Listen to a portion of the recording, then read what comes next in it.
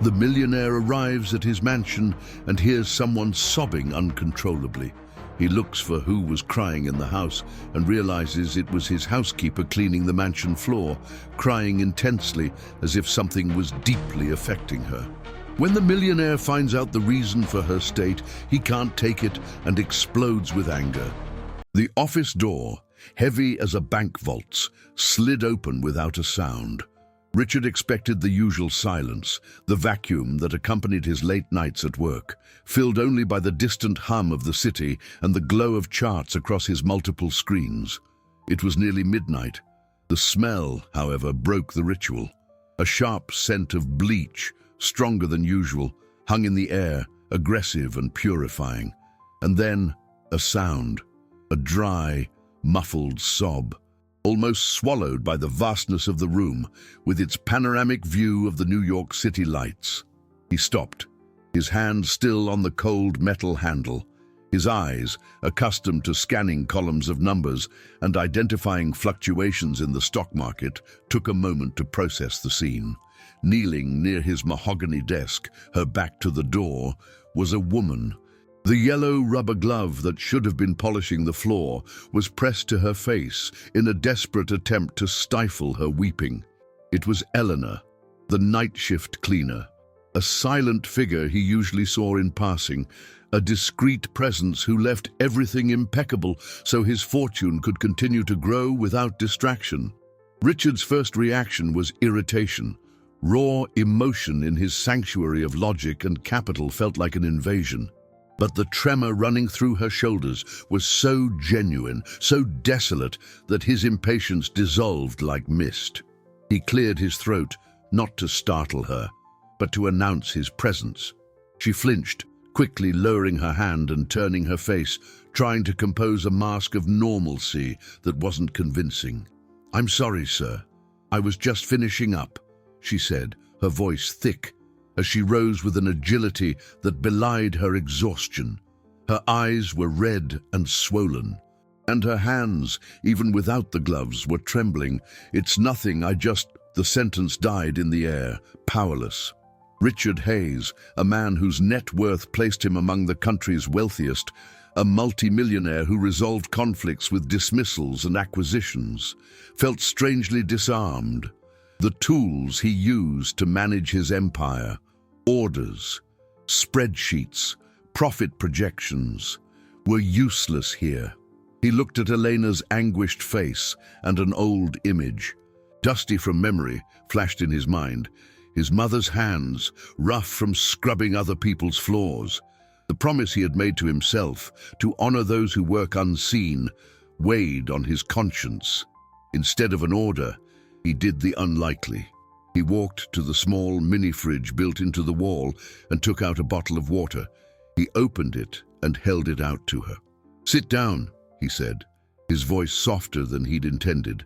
Pointing to one of the leather armchairs normally reserved for investors and lawyers, Elena took a step back, fear etched on her face. The fear of losing her job, of having broken some invisible rule. "You don't have to, sir. I'm fine. I'm leaving now." But her body betrayed her.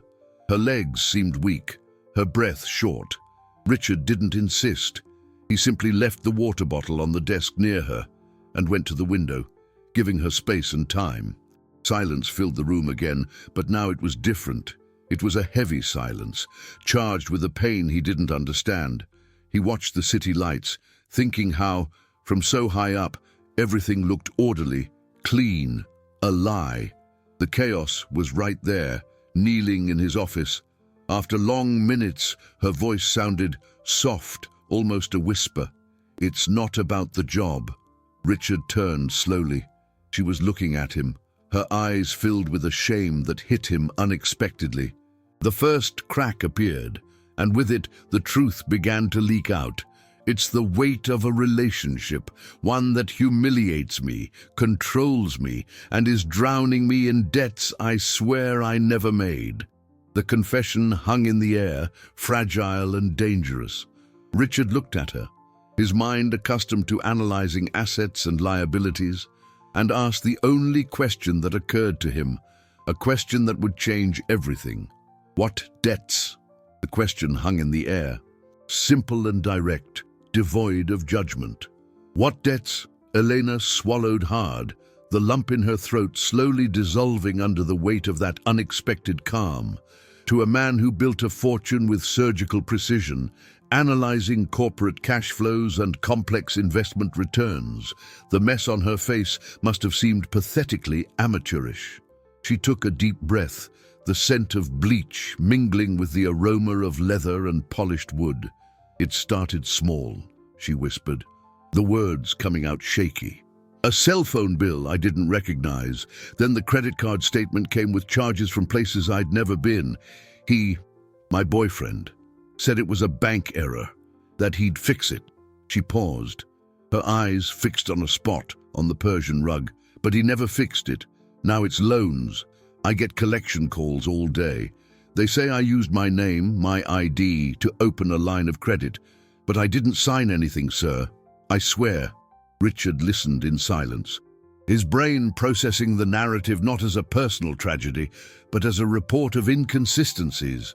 Emotion was the variable he always tried to eliminate from his business, but here it was the main data point. He remembered his father's lectures on the importance of protecting one's net worth, of never mixing the personal with the financial. Yet, the image of his mother haunted him again. The memory of her counting coins at the end of the day to ensure the little she had didn't disappear. Elena's anguish wasn't about the loss of capital. It was about the annihilation of her dignity, the erosion of her peace. "Do you have any record of this? Any paperwork?" he asked, his voice still controlled, methodical. Elena just shook her head, shame burning on her face. All she had was her word against that of a man who, to the world, seemed charming. The next morning, the conversation felt like a distant dream, muffled by the harsh reality of public transit at 5:30. Inside the crowded crosstown bus lurching along the FDR drive, Elena felt invisible, just another tired face in the multitude that moved the city. The air was humid, a precursor to a summer rainstorm. That's when her phone vibrated in her apron pocket, a notification from her banking app. Her heart went cold. A new purchase approved, for a significant amount, at an electronics store on the other side of town. Desperation rose like a hot, suffocating wave. Her hands shook as she opened her purse and pulled out a worn, almost disintegrating little notebook. It was her treasure and her anchor. There, in small, impeccable handwriting, she noted every cent she earned and spent. The buttered roll, the MetroCard swipe, the laundry detergent. It was an old habit, the only way she knew to maintain control, to ensure her small income didn't dissolve before the end of the month. Next to her expenses, she had started to log the debts that weren't hers, with the date and the amount, like a diary of a fraud only she knew. Looking at her phone screen and the filled pages of her notebook, a decision formed in her mind. The fear of being called crazy or a gold digger warred with the urgent need to stop the bleeding. Richard had offered her water and silence. Maybe, just maybe, he would be willing to offer something more, a minute of his attention. That afternoon, during her break, she gathered what little courage she had left. She knocked on his office door, the crumpled notebook held tight in her hands like a shield. When he granted her entry, she approached, holding out the object without a word. Richard took it, curiosity overcoming surprise.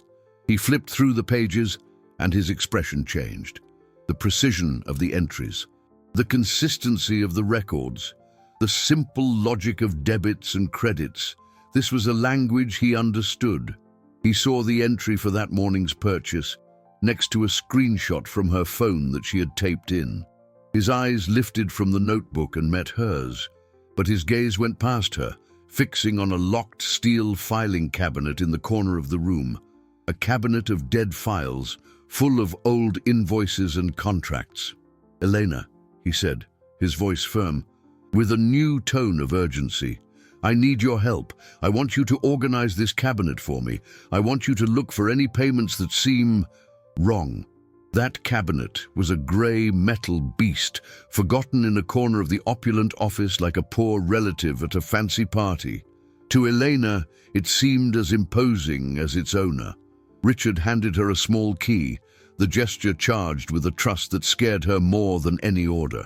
"Start whenever you're ready. No rush," he said, before turning back to the screens where cryptocurrency charts blinked green and red. It was a universe of abstract wealth, of money that moved without touch or smell. The cabinet, on the other hand, was real. The smell of dust and old paper that hit her when she opened the doors was the smell of deals made, of promises recorded in ink, of a cash flow she could barely imagine. At first, she thought, it's just paper.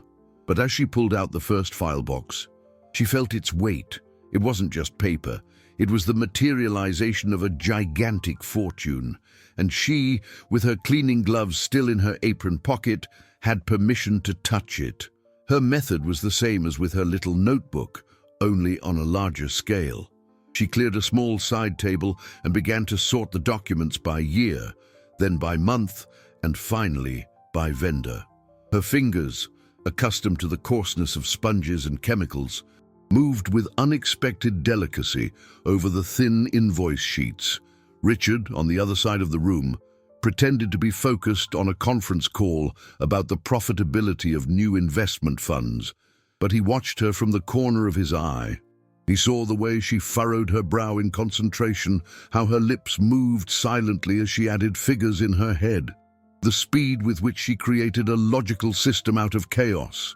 This was not the work of a cleaner. It was the work of an analytical mind, a mind that saw patterns where others saw only disarray. That talent had been there all along, scrubbing the floor beneath his feet. The realization bothered him, a pang of shame for his own blindness. Elena, absorbed in her task, found a refuge in the methodical work. Every organized invoice was a small victory against the disorder consuming her personal life. Here, inside this quiet, climate-controlled room, the rules were clear. The numbers didn't lie. A payment was either made or it wasn't. A service was either rendered or it wasn't. It was a welcome relief from the confusion of her reality, where words were twisted and promises broken. For a few hours, she wasn't the indebted, frightened woman. She was an organizer of facts, a keeper of records. The feeling was new, fragile, but powerful. She felt that, for the first time in a long time, she was in control of something. The quiet was broken by the soft buzz of the intercom on Richard's desk. He was on a call and gestured to his assistant, who answered from outside. The frosted glass door muffled the conversation, but Eleanor noticed the change in the young woman's posture, a stiffness, a quick, curious glance in her direction. Elena's heart began to beat faster. Any deviation from the routine in this place felt like a direct threat to her. The assistant hung up and, after a few seconds of hesitation, knocked lightly on the glass door and entered, her face a mask of tense professionalism. "Mr. Hayes, I'm sorry to interrupt," she said, avoiding eye contact with Elena. "There's a delivery person at the front desk. He insists he has a personal package for Elena. He says he needs to deliver it by hand." Elena's blood ran cold. A delivery. She hadn't ordered anything. Nausea rose in her throat. Richard ended his call, his sharp gaze fixed on the assistant.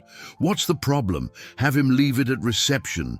The assistant swallowed, finally casting a sideways glance at Elena, a mix of pity and suspicion. "He won't, sir. He said he's her boyfriend, and he just wants to give her a good luck kiss." The air in the room grew thin, as if the mere mention of a boyfriend had consumed all the oxygen. Elena felt the blood drain from her face. It was him, Sergio. That tone, described by the assistant as if it were a favor, was his sharpest weapon, the disguise of affection to exert control. "Tell security. I'm not expecting anyone, and that entry is not authorized." Richard said, his voice low and cutting, without taking his eyes off Elena. He didn't ask if she wanted to see him.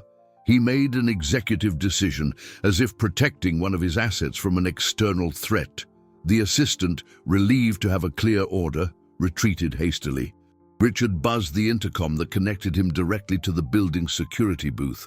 The doorman's voice came through, nervous. "Mr. Hayes, good afternoon. The young man down here is insisting—" "I'm aware, Amarildo," Richard cut him off. "What's his name?" "Sergio," the voice replied, and Elena flinched as if she'd been slapped. In the background, she could hear his voice, syrupy and loud enough to be picked up by the microphone. "Honey? Elena, tell your boss I just came to bring you a snack. He doesn't need to be jealous." The venomous insinuation was launched into the air, infecting the atmosphere. Richard remained impassive, his face a stone mask. To him, this was a hostile takeover attempt, an invasion of his territory. "Amarildo, the rule is clear. No one comes up without prior authorization. This matter is closed." He ended the communication with a definitive click. The silence that followed was heavier than any shout. Elena wished the floor would open up and swallow her. "I'm so sorry," she murmured, her voice nearly inaudible.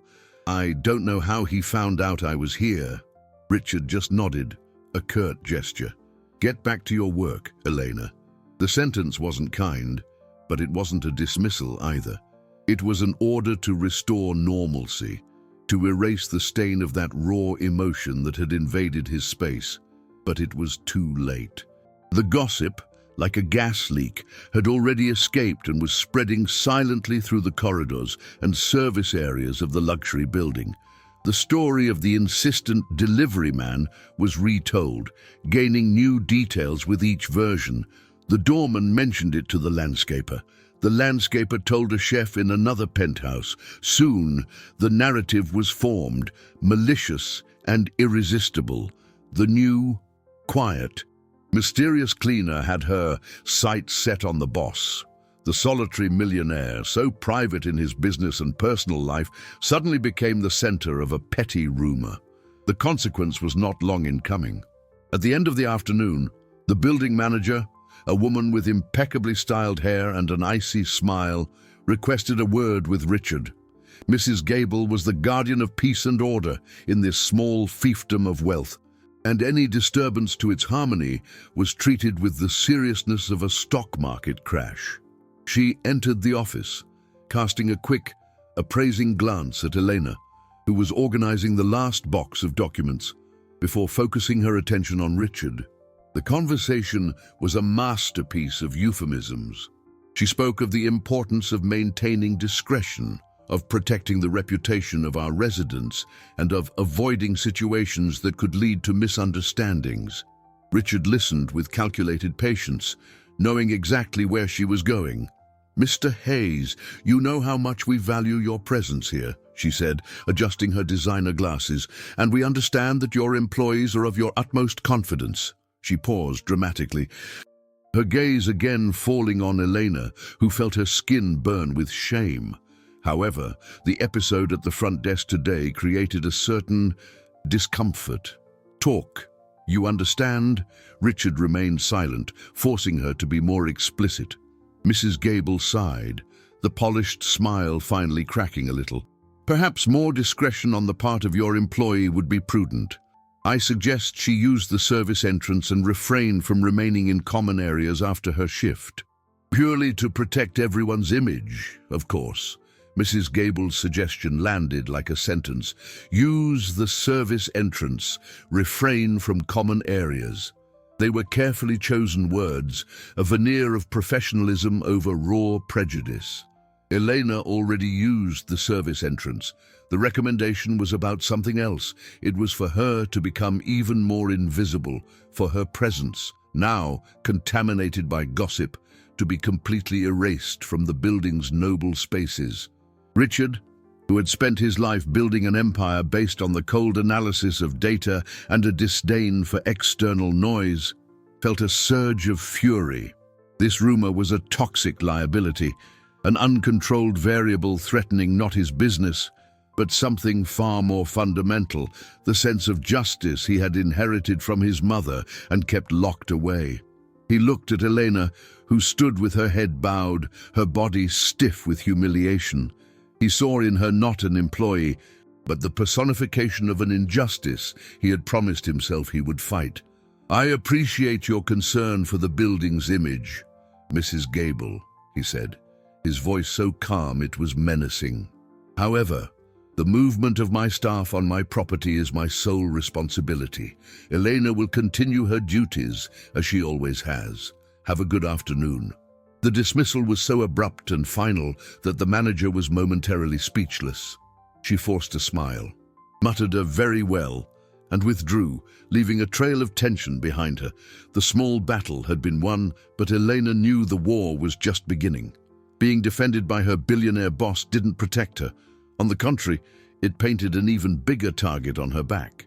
Now, she wasn't just the cleaner who was after the boss, she was the protected one, which, in the eyes of that closed community, was even worse. The isolation was immediate and cruel. In the days that followed, the other building staff, who had once greeted her with a nod or a hurried good morning, now averted their eyes. When she passed, conversation ceased, replaced by a heavy, accusatory silence. The service elevator, which had once seemed merely functional, now became a small chamber of social torture. She could feel the stares on the back of her neck, the whispers that began as soon as the doors closed. The ID badge hanging from her neck, logging every minute of her shift, felt like it weighed a ton, a visible symbol of her lower status and, now, her supposed transgression. The loneliness in the midst of the crowd was crushing. She began to doubt herself. Had she done something to provoke this? A misinterpreted smile, a word out of place. The shame was a poison, spreading slowly through her veins. It was in the middle of this oppressive atmosphere that the second twist occurred. It arrived in an aseptic, corporate form, an email.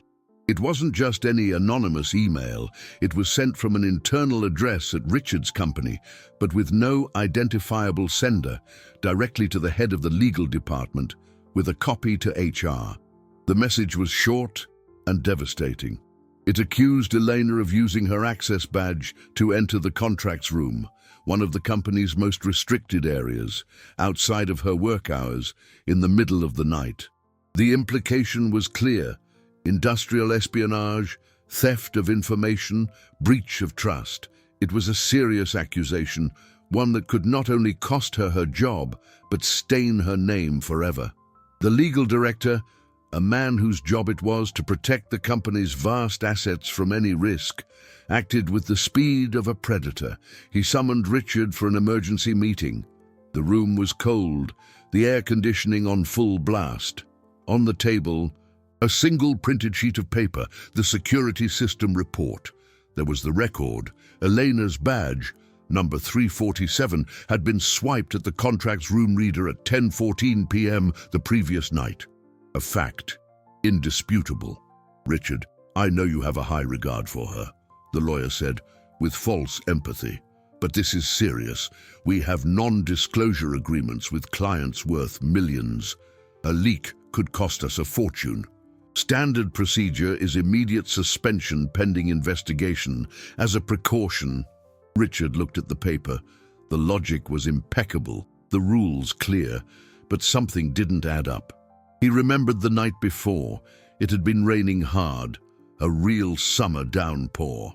He had left later than usual and remembered seeing Eleanor at the bus stop across the avenue, huddled under the small shelter, her wet hair stuck to her face. At 10:14 p.m., she couldn't have been in the building. She would have been crossing town on a bus, dripping from leaks. The accusation was a fraud, but how to prove it? If he defended her vehemently, he would seem reckless, driven by a personal whim, as the board so feared.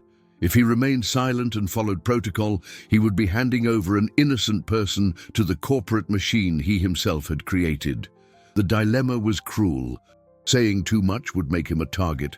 Saying nothing would make him a silent accomplice. Richard stared at the sheet of paper on the polished conference table. The system report was a cold, digital, irrefutable fact. For Mr. Allen, the legal director, the equation was simple. A risk had been identified and needed to be neutralized. Suspending Elena was the only logical variable to protect the company's assets. But Richard's memory, an asset not listed on any balance sheet, presented a conflicting data point: the image of Elena soaked at the bus stop. He knew, with a visceral certainty, that she was innocent. To defend that certainty, however, was bad business. It would expose his decision to questions of favoritism, clouding his judgment, which was the foundation of all his leadership capital. He couldn't just say, "I saw her." He needed more than his word. He needed data that could override other data. A badge swipe isn't conclusive proof, Alan. It's just a starting point, Richard said, his voice controlled, as he leaned back in his chair. Before we take any drastic measures, I want a full audit of the logs from that night. I want the camera footage from every hallway on that floor, from the time she clocked out until the next morning. I want the access report for every badge, not just hers. The lawyer frowned, surprised by the resistance. Richard, that will take time. What if there's a leak in the meantime? Our liabilities could become astronomical. Richard shot him a look. That's a risk I, as CEO, am willing to take. Start the audit. And until I have the results on my desk, Elena continues her duties. No one is to speak to her about this but me. The order was final. When Alan left, the room felt even colder. Richard called Elena in. With the same calm he used to discuss stock fluctuations, he explained the accusation without mincing words. He didn't offer her words of comfort, but something far more valuable to her at that moment: a procedure. There's an inconsistency in the records and I'm investigating. Until this is cleared up, I want you to continue your work on the cabinet. Elena's world collapsed in silence. Social humiliation had now morphed into a veiled criminal accusation. The fear of losing her job, her only source of income, was so palpable she could barely breathe. But Richard's order, as cold as it was a lifeline. It was a task, something to hold on to while the storm raged. She returned to the metal cabinet, her hands trembling so much she could barely hold the papers. Every invoice seemed to mock her. Every contract seemed a reminder of the world she didn't belong to, a world that now accused her of being a thief. She worked mechanically, her mind numb with panic. It was then that her gaze, trained by years of paying close attention to details no one else saw, noticed something. A folder, thicker than the others, with the name of a vendor she didn't recognize. Premier Maintenance Solutions, LLC. The invoices were all recent, from the last few months. The amounts were high, for vaguely described services like systems optimization and preventative maintenance. Elena frowned. She remembered the light fixture in the third-floor hallway that had been flickering for weeks. She remembered the leak in the break room that she herself managed with a bucket. What maintenance was this? Driven by a curiosity that momentarily overcame her fear, she pulled the company's main file. Attached to the first work order was the business registration paperwork, including a copy of the Articles of Organization. She scanned the clauses, the declared capital, the addresses, and then her heart stopped. In the section listing the responsible parties, there was a name she didn't know, but next to it, a number that made her gasp. The Social Security number, listed as belonging to the administrative officer. It wasn't complete, but the main sequence was there. The sequence of numbers she had written on job applications since she was a teenager. The sequence she had recited to Sergio months ago when he asked for a copy of her ID with a smile, saying it was just to set up a cell phone account. "Honey, it'll be quick." The air escaped Elena's lungs in a silent hiss. The sequence of numbers printed on that business contract was like a brand on her skin, a violation so deep it transcended the money, the debts, the humiliation. Sergio hadn't just used her name, He had stolen a piece of her identity and made her an accomplice to a crime she didn't even understand. The hands that moments before had been organizing the company's past with such precision were now shaking uncontrollably. The room suddenly felt small, the walls closing in on her. The fear she'd felt before, the fear of losing her job, of being judged, was a pale ghost compared to the terror that now gripped her. What could she do? If she handed over this document, she would be formally accusing the man she had shared her life with. If she remained silent, the legal responsibility for this ghost company could fall on her. Silence, which had been her refuge, was now a trap. She stood frozen for a long moment, her heart pounding in her chest.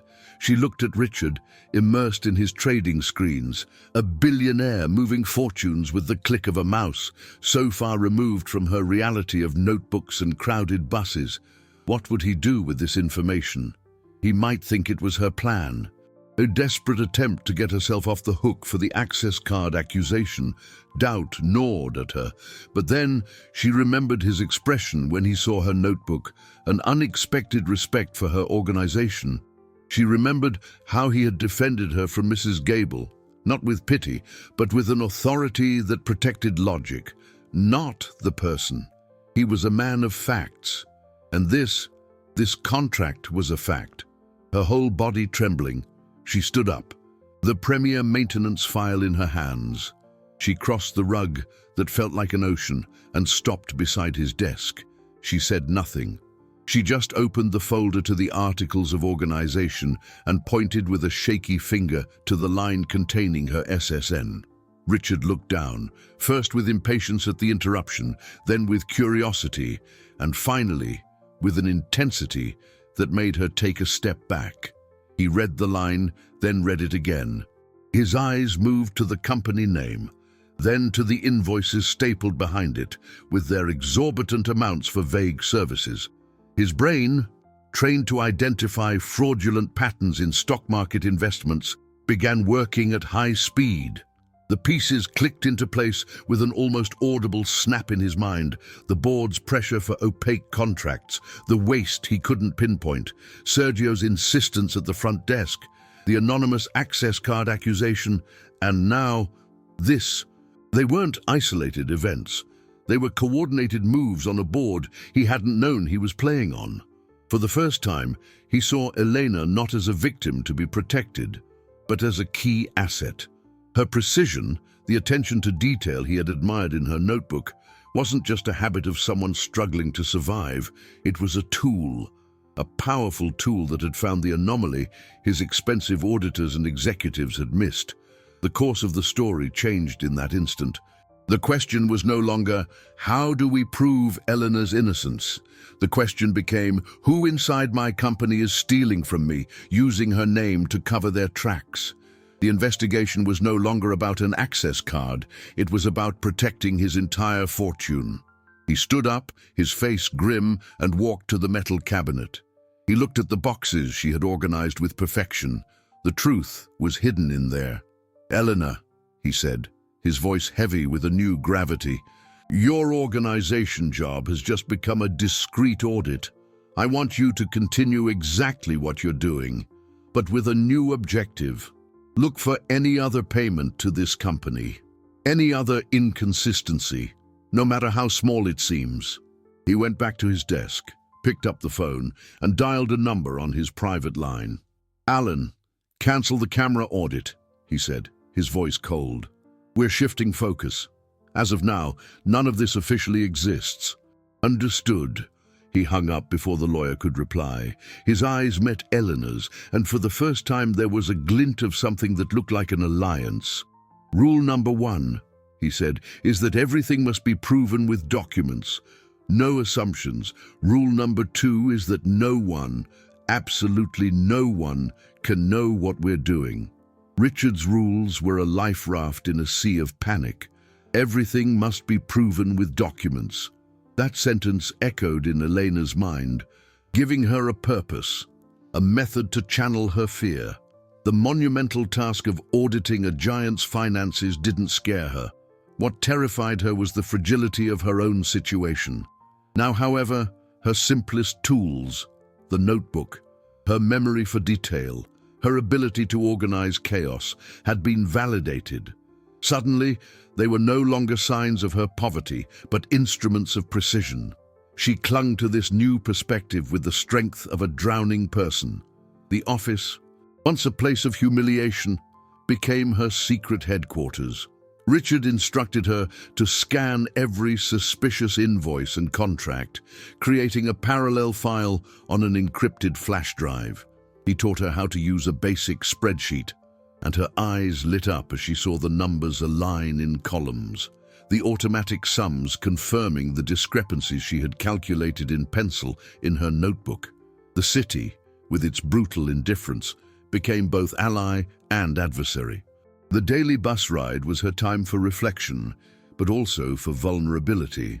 On a Tuesday afternoon, New York was swallowed by a thunderstorm. Rain hammered against the bus windows as if trying to break the glass.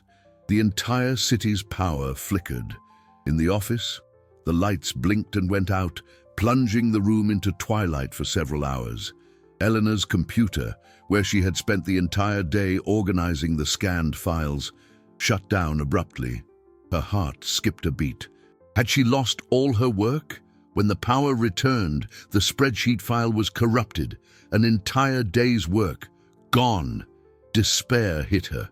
But then she remembered the flash drive, where she had saved a backup copy minutes before the power outage. The relief was so intense, her legs felt weak. That night, exhausted and soaked, she boarded the last bus home. Her mind was spinning with numbers, dates, and company names. When she reached the final stop, she realized the unthinkable. The pocket of her coat, where she kept the flash drive, was empty. Panic suffocated her. She ran back to the terminal, but the bus had already left for the depot. All the evidence, all her hope, was on that tiny piece of plastic, lost in the vastness of the metropolis. Richard's legal department, already suspicious, would see this as negligence, maybe even sabotage. Her credibility, so fragile, would be destroyed. The next day, her eyes swollen from crying, she went to the bus company, hopeless. She went to the lost and found counter, a small, forgotten window near the terminal turnstiles. She described the object, the keychain attached to it, the number of the seat where she had sat. The attendant, a woman with a weary look, listened patiently and turned to a shelf full of umbrellas, books, and bags. And then, the miracle. The driver on that route, doing his final sweep, had found the item and turned it in, not by magic, but because the city, despite its chaos, possessed small pockets of order and honesty. While Elena was recovering the physical evidence, Richard was fighting a battle on another front. His oldest partner, Arthur, a man who embodied the company's old guard and was a staunch defender of efficient outsourcing to maximize profit, began asking questions. Arthur was on the board, and his influence was vast. He viewed the new proximity between Richard and the cleaning lady with suspicion. Richard, what's this interest in dead files? Wouldn't this employee's time be better spent, well, cleaning? He said, with a paternalistic smile that barely concealed his criticism. Richard knew Arthur was the main proponent of the contracts with Premier Maintenance. He had praised the new vendor's agility and cost-effectiveness in recent meetings. Now, Richard's investigation was getting dangerously close to his territory. The conflict, once veiled, was about to become open. Arthur was not a man who settled for insinuations. His attack was strategic, disguised as corporate diligence. 2 days after his conversation with Richard, a formal meeting invitation appeared on the electronic calendars of Richard and the other board members. The subject, review of vendor performance and cost optimization. It was a masterstroke. He was taking the discussion out of the private office and into the official arena, where opinions were recorded in the minutes and decisions were voted on. He was forcing Richard's hand, compelling him to either defend or abandon his secret investigation in front of everyone. The night before the meeting, Richard called Elena in. He didn't seem worried, but his eyes, usually calm and analytical, had a battle-ready glint. He showed her the documents Arthur had attached to the invitation. Flawless reports from Premier Maintenance, full of colorful charts, technical terms, and photos that supposedly proved the excellence of their services. "He's building a paper fortress, Elena," Richard said, flipping through the pages with contempt. "This is what executives like him do. They create a parallel reality in spreadsheets and presentations. They get so obsessed with short-term profit, with quarterly returns, that they forget to look out the window and see if the garden is on fire." He looked at her, and for a moment, the barrier between the billionaire and the cleaner dissolved.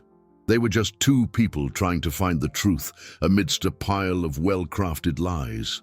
"I need you to look at this, not as an accountant or a lawyer. Look at it as yourself. See what they can't see." Elena felt a chill. The idea of entering that boardroom, a sacred place where men decided the fate of thousands of employees and an immense amount of capital, was terrifying. She was the woman who dusted that very table, who emptied the trash cans filled with the remnants of their expensive coffees. But Richard's request wasn't an order. It was a vote of confidence, and that was more powerful than fear. She spent hours that night poring over copies of the reports, her eyes burning. The numbers were perfect, the signatures impeccable. The photos showed gleaming hallways, equipment that looked brand new, perfectly manicured grounds. Everything screamed efficiency. Everything felt like a lie. The meeting began promptly at 10 in the morning. The room was long and cold, dominated by a dark wood table that reflected the ceiling lights. Eleanor entered discreetly at Richard's request, carrying a tray with water and coffee, a pretext for her presence. Arthur, at the opposite head of the table, smirked with superiority upon seeing her, as if her presence there, serving them, only reinforced his point. He began his presentation. His voice was polished, confident. He spoke of how hiring Premier Maintenance had optimized cash flow, cut liabilities, and protected the company's assets, securing shareholder dividends. The words flowed from his mouth like a cascade designed to intimidate and impress. And then he began to display the photos on the large screen, the visual proof of his competent management. An image of the third-floor hallway appeared, wide and well lit. Arthur pointed to the shine on the floor, a detail that, according to him, demonstrated the vendor's attention to detail. Elena's heart hammered. She knew that hallway like the back of her hand. Her eyes didn't see the floor. They saw the light fixture. The same fixture that had been flickering intermittently for weeks. The same one under which, every night, she placed a clean cloth to catch the fine soot that fell from its faulty wiring, a precaution to avoid staining the marble. In the photo, the light was on, static, but the small dark stain on the ceiling around it was unmistakable.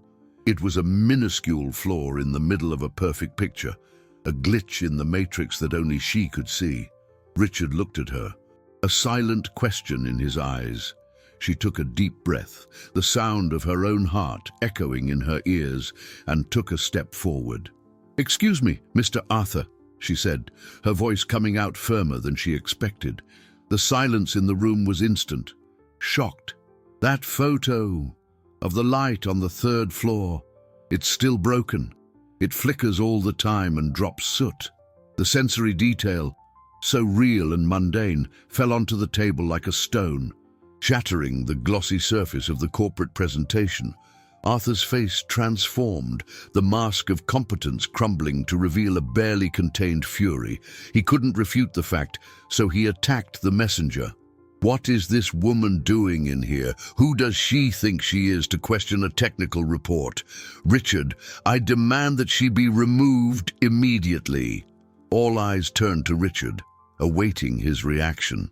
He looked at Arthur, then at Elena, and his voice rang out, calm and lethal. "She stays. Elena is part of this meeting." Richard's declaration echoed in the room with the impact of a gavel. "She stays." 3 words that redrew the lines of power in that environment. Arthur, caught off guard by the public and intransigent defense, was left speechless, his face flushed with anger. The other board members exchanged uncomfortable glances, the neutrality of their leather chairs suddenly compromised. Elena's presence, which minutes before was that of an invisible servant, had now become the epicenter of a corporate earthquake. The small victory, however, came with an immediate price. What had been a discreet investigation had now become an open confrontation.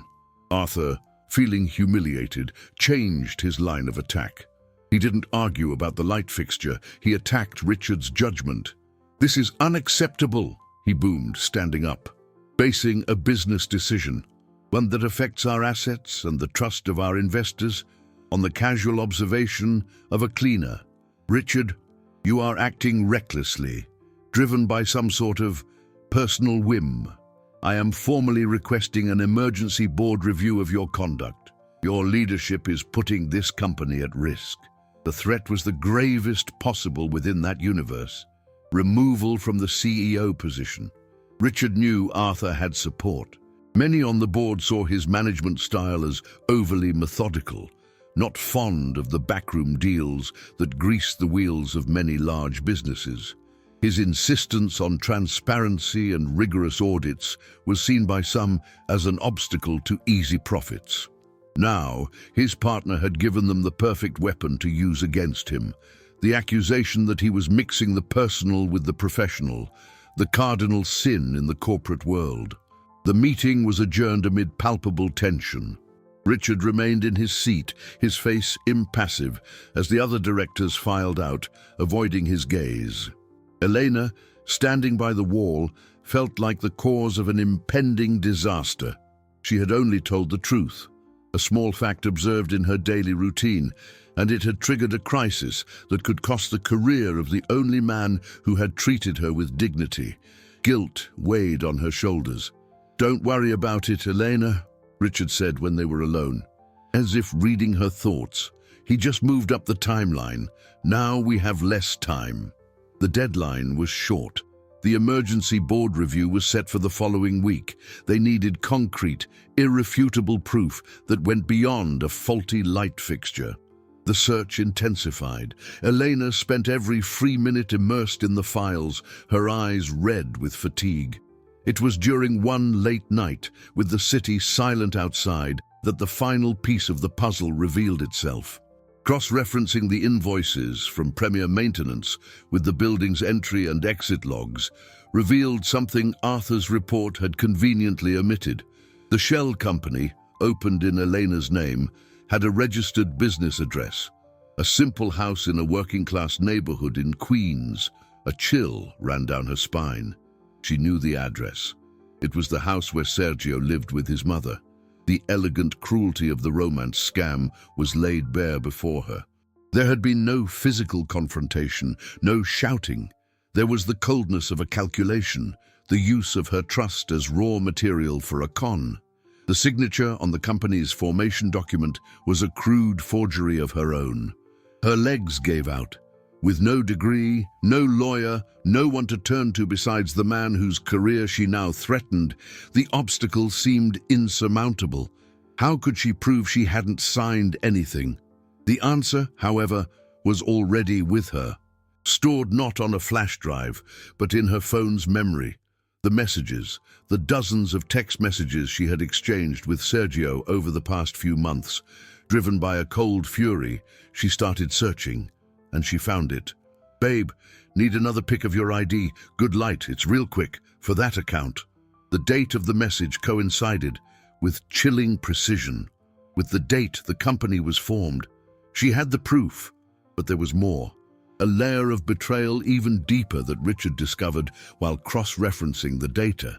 The digital signature that had validated the service contract, an electronic document that had moved millions of dollars in payments, had been registered from an IP address, an address that, when traced, belonged not to Sergio's house, but to a single computer located in the heart of the company, the computer in Arthur's office. The discovery of the IP address was like turning on a light in a dark room. revealing the full architecture of the betrayal. Arthur wasn't just an accomplice, he was the architect. Sergio, with his cheap charm and emotional blackmail, was just the pawn, the disposable tool used to give a vulnerable face and social security number to the fraud. The elegance of the plan lay in its cruel simplicity, using Elena's invisibility against her. Who would believe the cleaner over the founding partner, the man who had helped build the company and whose wealth was intertwined with Richard's? The rules Richard himself had imposed, everything documented, no assumptions, now worked to protect the truth. The evidence was digital, time-stamped, the screenshots of Sergio's texts, the system access logs, the IP trace. They were facts, not feelings. While Richard and a small, trusted team from his external audit firm assembled the dossier, the city, which had until then been a backdrop, emerged as a decisive character. Richard needed something that connected Arthur and Sergio in the real world, something beyond digital trails. Proof that any board member, even the most skeptical, could understand. Intuition led him back to basics, to common ground. He remembered the few times he'd seen Arthur arrive at the office early. He always stopped at a corner diner a few blocks away for coffee. It was an old place, with a steel counter and the smell of grilling bacon, the kind of spot Richard secretly preferred over the gourmet cafes frequented by his peers. The same diner where he sometimes had his own coffee, anonymous before dawn. He asked his security team to discreetly request the establishment's camera footage from the past few weeks, under the pretext of investigating a minor theft in the area. The owner, a Greek man who knew Richard only as the guy who likes his coffee black, cooperated without question. The night before the board meeting, the footage arrived, and there they were. On two different Monday mornings, Arthur and Sergio sitting at a corner booth, talking in low voices. There was nothing incriminating in the video itself, just two men having coffee. But it was the missing link. The bridge between the corporate world and the suburban crime. The diner's waiter, a young, observant man, confirmed it without hesitation when shown their photos. Oh, yeah. The suit and the guy with the hair, they come in sometimes, always order coffee and a roll. The guy with the hair always looks nervous. However, just as Richard felt the net closing in, the enemy counterattacked in a way he hadn't anticipated. Sergio, likely alerted by Arthur that the situation was escalating, went for broke. He used the only weapon he had left, public exposure. He did a live stream on social media, his face contorted in a mask of a wronged victim. In a choked voice, he accused Richard of moral harassment against Elena, of stalking her and using his position of power to manipulate her. He claimed she was a gold digger, trying to extort money from the millionaire, and that he, Sergio, was just trying to protect the woman he loved. The narrative was grotesque, full of holes, but it was explosive. Within hours, the video had thousands of views. The gossip, once confined to the building's corridors, was now a public scandal. Richard's name and, most viciously, Elena's, were being dragged through the mud. The fallout was immediate and devastating for Elena. The building, already hostile territory, became a gauntlet of sideways glances and audible whispers.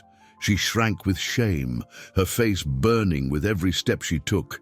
Mrs. Gable, the manager, summoned her for a meeting. This time, there were no euphemisms. The building's reputation was at stake. Dismissal seemed inevitable, but Richard intervened again, pragmatically and coolly. He negotiated a temporary solution to preserve her job until the dust settled. Elena would agree to work the midnight shift, from 10 at night to 6 in the morning, when the building would be virtually empty. It was a brutal sacrifice. It meant trading day for night, facing the darkness and danger of late-night public transport, and a physical exhaustion that would push her to her limits. But it would save her only source of income. She accepted. exhaustion piling on top of fear and humiliation, feeling like she was sinking deeper into a dark pit before she could finally see the light.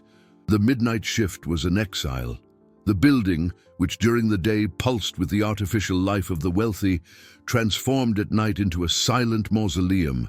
The long, empty corridors echoed with the sound of Elena's steps, every squeak of her cleaning cart amplified by the quiet. The city, seen through the enormous glass windows, was a tapestry of distant lights, a cold beauty that offered no comfort. Exhaustion was her constant companion. During the day, when she should have been sleeping, anxiety and calls from collection agencies kept her awake.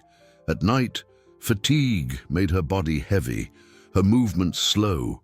Drowsiness was a treacherous enemy. One rainy dawn, she dozed off on the bus and missed her stop, having to walk for miles through dark, flooded streets, arriving at work with her feet raw and her soul soaked in despair. Richard, meanwhile, was fighting his own silent battle. The board was in a panic over the live stream scandal. The press, sniffing the irresistible mix of sex, money, and power, began to circle the building. He locked himself in his office, ignoring calls and focusing on the one thing that could save them. The final assembly of the dossier for the board meeting. Every small victory Elena achieved in gathering evidence came at a cost to him. Every time he defended her, he isolated himself further, feeding the narrative that he was acting out of obsession, not justice. The bond between them grew in this silence, forged not in words but in actions and mutual respect. He saw her resilience, the dignity with which she endured the unendurable. She saw his integrity, his refusal to sacrifice truth for convenience. He was torn between his wounded pride at having been deceived for so long under his own nose, and the guilt of not having seen Elena's talent and character sooner. She asked for nothing. When he offered to advance her money to hire a lawyer, she refused. "If I take your money, Mr. Hayes, the story that man invented becomes true. I just need time and a little security to keep working. The rest, I'll earn back." Her answer disarmed him. He, accustomed to solving everything with his vast fortune, learned that some things, like dignity, had no price and could not be bought, only defended. The day of the board meeting arrived. The air in the city was heavy, the sky grey, heralding more rain. It was the last day of the month, and the ornamental pear trees on the avenue in front of the building had carpeted the sidewalk with their white blossoms, a melancholic beauty that contrasted with the tension of the moment. The boardroom was full. Arthur sat at the head of the table, his face a mask of confidence, greeting the other members like a host. Richard entered last, carrying only a thin folder. He hadn't called Elena. The final battle would be fought here, in this space of power, and she had already done her part. The meeting began with Arthur in command, running through the agenda with his usual efficiency. He left the main point, the review of the CEO's conduct, for last. He first presented, with an air of regret, a summary of the unfortunate news circulating in the media, suggesting that the unnecessary exposure was a symptom of Richard's poor management. He skillfully built his narrative, painting Richard as an unstable leader, emotionally compromised and dangerous to the future of the business.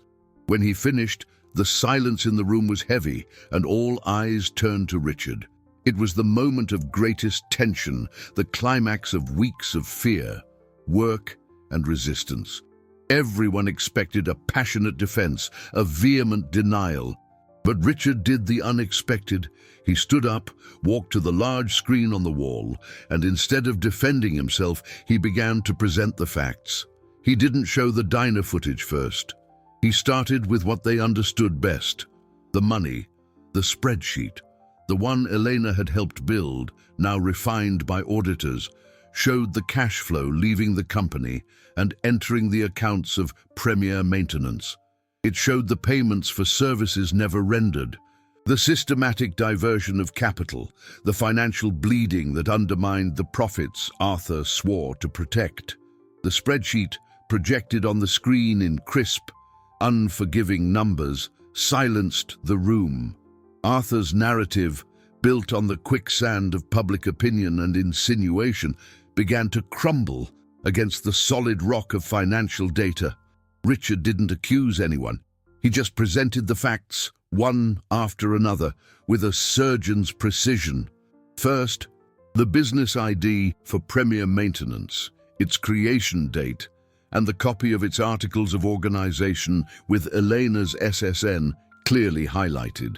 Then, the company server logs, showing that the multi-million-dollar contract had been digitally validated from Arthur's computer. A murmur went through the room. Arthur's face, once confident, turned pale. He tried to intervene, stammering that his systems could have been hacked, that it was a setup. It was then that Richard projected the first image from the diner. Arthur and Sergio sitting at the table, steam rising from their coffee cups. A coincidence? Perhaps, Richard said calmly. And then the second image, from another Monday. And the waiter's statement, read aloud. The connection, once abstract and digital, had become physical, undeniable.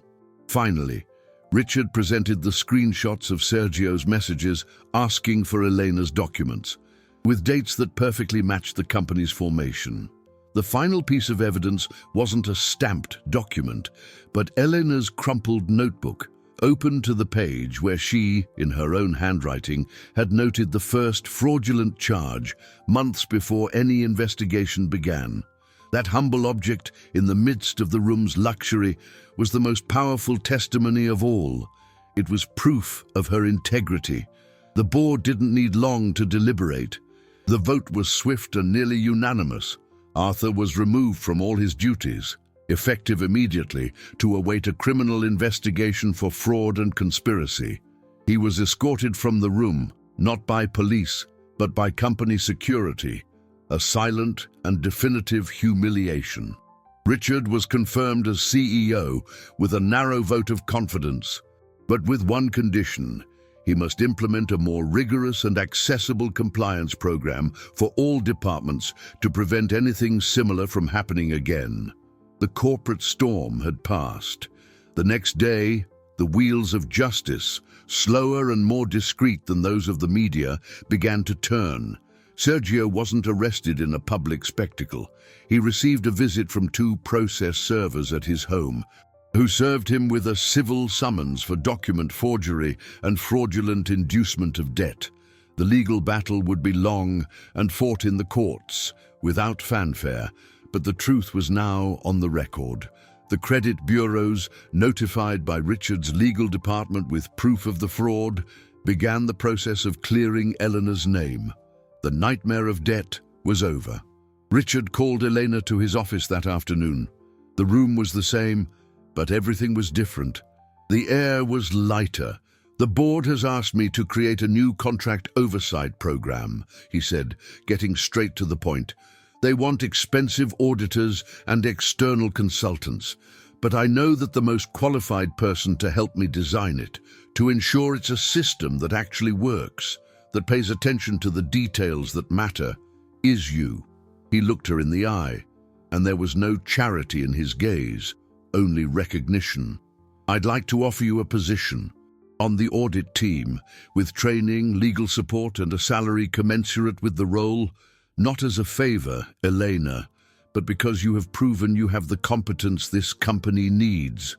Elena felt tears welling up, but this time they weren't of sadness or fear. They were tears of relief, of a victory so hard won it felt unreal. She thought of everything she had been through, the isolation, the humiliation. She accepted, with a smile that finally reached her eyes. But she added a condition that surprised Richard. I accept, Mr. Hayes, but on one condition. I want to continue cleaning this office 2 mornings a week for now. Richard frowned, confused. Why? So I don't forget, she said, her voice steady. So I don't forget where I came from, and to remind everyone here where the truth can come from. Richard smiled, a genuine tired smile. He thought of his mother, and for the first time in years, the memory didn't bring pain, but a deep sense of peace. The promise, at last, was being fulfilled. The city seemed to breathe easier in the weeks that followed. The pear trees had lost their blossoms, giving way to the vibrant green of new leaves, a silent symbol of renewal. Elena's transition wasn't abrupt. True to her word, she divided her time. On Tuesday and Thursday mornings, she arrived before anyone else, put on her old uniform, and with the same care as always, cleaned Richard's office. The smell of bleach was no longer a trigger for panic, but a reminder of her own resilience. The other employees, aware of the turnaround, treated her with a baffled respect. Her old ID badge, which once felt like a chain, now opened the most important doors in the company. On the other days, she sat at a desk in the audit team's office, learning about systems, complex spreadsheets, and contract law. Her mind, once focused on survival, now delighted in learning and building. The compliance program, designed with her help, was named the Helix Program, an acronym for honesty, ethics, logic, integrity, and examination. But everyone knew it was a discreet tribute to her. The program's main innovation was an anonymous tip line, supervised by a mixed team, including employees from all hierarchical levels, ensuring that the corporate blindness that allowed Arthur's fraud would never happen again. The building, for its part, published a retraction in its internal newsletter, a vague text about recent misunderstandings, but which, to the residents, was a clear admission of error. Mrs. Gable began to greet her with a tense but respectful smile. The world hadn't become perfect, but the scales of justice had been rebalanced. The turmoil that had prevented any romantic spark between Richard and Elena during the crisis made their bond even stronger and more genuine, based on mutual admiration and respect, not gratitude or debt. There were no grand declarations or expensive gifts. Instead, the gesture that sealed this new phase of their lives was of a soul-warming simplicity. On a Monday morning, Richard sent her a text message. "Up for coffee at the diner on the corner, 6:30, before work. Buttered toast is on me." She smiled as she read it. It was an acknowledgement that, despite their vastly different worlds, they shared values that went beyond net worth and social position. He arrived early, and so did she. They sat at the same corner booth where Arthur and Sergio had plotted their betrayal. The noise of the espresso machine and morning conversations covered the comfortable silence between them. They didn't talk about business or the painful past. They talked about the city, about the taste of the coffee, about small things. There were no rushed promises or looks laden with ulterior motives. There was only the peace of two people who had weathered a storm together and come out the other side stronger and more whole. That same afternoon, the board formally approved the new compliance program. In the meeting minutes, Elena's name was listed as a co-author. It was a permanent record of her contribution, a fact no one could erase. As she left the building at the end of the day, she passed the front desk and Amarildo, the doorman, handed her an envelope. Inside was a new ID badge. The photo was the same, but the title printed underneath was new: Internal Audit Analyst. The weight was the same, but now it was the weight of responsibility, not oppression. She put the badge in her purse and walked into the late afternoon sun, feeling, for the first time in a long time, complete. The journey had been one of suffering, but her triumph wasn't a single, spectacular event, but the sum of small acts of courage. The victory was deserved, hard-won, and for that very reason, unforgettable. Justice, sometimes, doesn't arrive with the sound of a fanfare, but with the quiet of a shared coffee before dawn.